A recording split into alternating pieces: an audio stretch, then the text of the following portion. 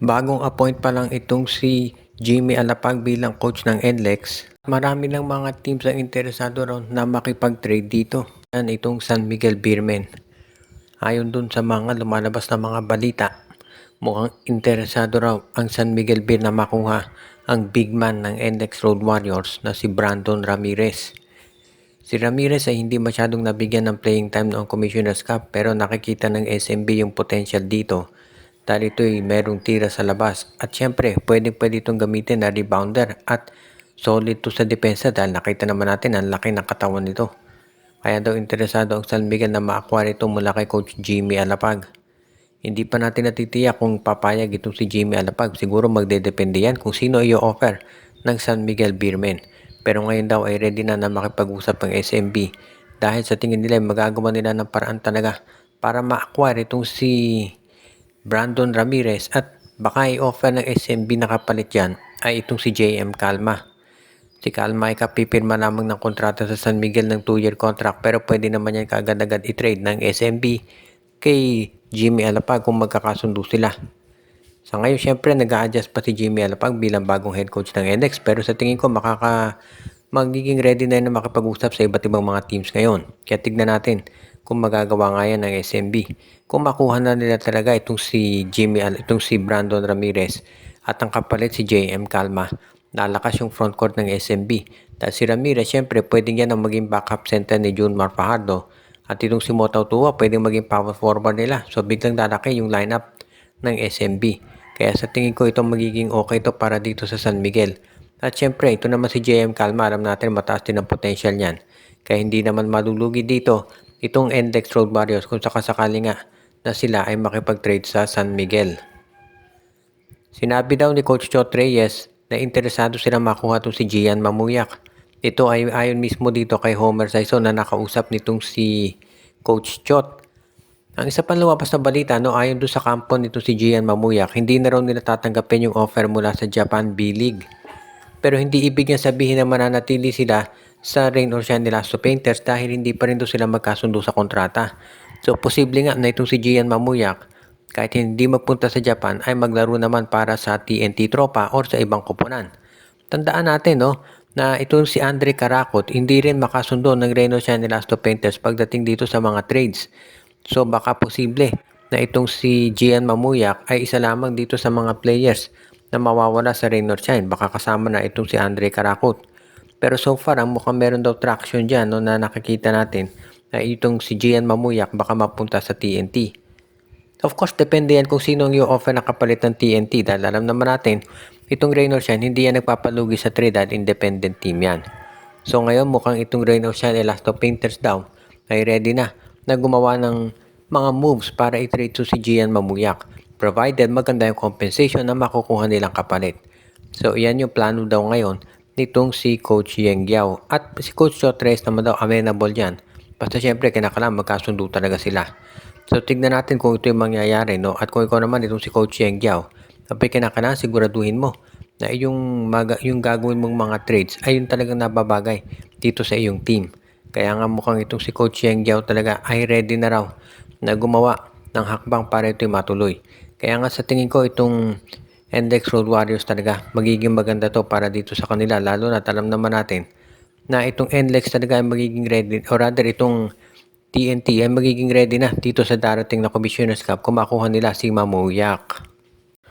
Ang Magnolia Hotshots daw ay nakuha na ang free agent na si Clifford Hopia. Nagkasundo sila at binigyan nila ito ng 1-year contract. Kaya ito kinuha ni Coach Tenorio dahil nagkaroon ng ACL injury ang kanilang backup center forward na si Russell Escoto. At nagkaroon ng open slot yan para dito kay Clifford Hopia.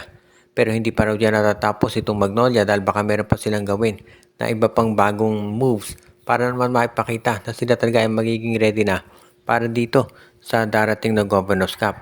Meron pa silang mga big man na hinahanap na gustong idagdag dito sa kanilang lineup kaya tignan natin kung ito yung mangyayari. So far, mukhang ang plano daw talaga ito ang kukunin nitong Rain or Shine nitong Magnolia Hotshots ay isang sentro. Hindi pa natin matiyak kung sino yung makukuha nila kasi depende kung sino magiging available.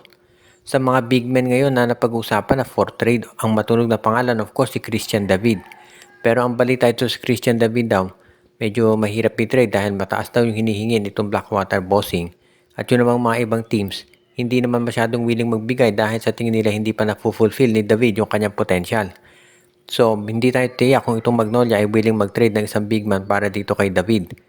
Baka kung si James Laput ang hihilingin nitong nitong Blackwater Bossing, baka pumayag itong Magnolia. Pero syempre magdedepende rin yan kung anong mapagkasusunduan nila. Kaya nga kung sakasakali, sa tingin ko, itong Magnolia magiging isa yan dito sa mga teams na in the market for Christian David. Pero depende yan kung ano yung mapagkasusunduan nila pagdating dito sa market price ni David. Ngayon, kung hindi naman si David ang makuha nila, nandiyan naman yung ibang mga big men. Posible ito si Brandon Bates at nandiyan din si Raymond Almazan ng Meralco. Kaya maraming options itong si Coach Tenorio pagdating sa ganyang bagay. Samantala naman, itong Magnolia, nagre-ready na ngayon sa commissioner sa Governor's Cup. Ang Barangay Ginebra naman ay naghahanap pa rin daw ng mga teams na magkaka-interest dito kay Stephen Holt. Tinitignan daw kasi ng Ginebra kung sino pa yung mga players na pwede nila ma-acquire in case nga i-trade nila ito. Hindi naman nagmamadali ang Ginebra na i-trade si Holt. Pero kung makukuha nila isa ring starter, for example kung si Cedric Barefield ang kapalit ni Stephen Holt, baka pumayag na Barangay Ginebra. Or malay natin, kung ang kapalit ni Stephen Holt dito ay baka itong si Kai Balungay, baka pumayag din sila. Ibig sabihin nito, mataas yung trade value ni Coach Tim Cone para dito kay Holt. Kaya hindi niya to basta-basta na lang pakakawalan. Pero if ever nga na i-trade nila to si Stephen Holt, masasabi natin na hindi basta-basta yung kukunin nilang kapalit. At sa tingin ko naman, understandable yan dahil kahit na inconsistent sa offense si Holt pagdating sa depensa, maaasahan ng nasabing player. Kaya siya talaga yung isa doon sa mga madalas ginagamit ni Coach Tim Cone. So if ever na matrade dito si Stephen Holt, asahan natin na starter ang hihilingin na kapalit ng Barangay Ginebra. At dyan natin talaga masasabi na magiging isa na to dito sa kaabang-abang pagdating dito sa Gene Kings. Lalo na at alam naman natin na hindi biro yung gagawing movement dito ng Barangay Ginebra para mapalakas itong kanilang roster. At ngayon, yung pagkuha nila for example kay Barefield o kaya dito kay Kai Balungay for Stephen Holt, magiging isa sa mga hakbang na yan na po pwedeng gawin nitong si Coach Tim Cone. Alam natin na marami ding mga iba pang teams na interesado dito kay Holt. Kaya ang Barangay Ginebra willing daw talaga na maghintay sa pinakamagandang offer bago nila i-trade itong si Stephen Holt sa ibang mga teams dito sa PBA. Kaya magiging wait and see muna Barangay Ginebra pagdating dito sa posibilidad na si Stephen Holt ay kanila ng pakawalan at dalhin ito sa ibang team dito sa PBA. Pero syempre, wait and see muna. Binabati natin yung ating mga taga-subaybay na sila Jonel Alagon, si Monde Guzman, si Malyari Mascareñas, si RG Bueno, Katsakino Ducusin, Jervin Cris, si Romeo Conchada, si Joshua Giray Espejo at Rosales Family, si Ronald Berbosidad, si Dexter Domer, si Ireneo Salangsang, si Edwin Carmona Jr. at ang iba pa.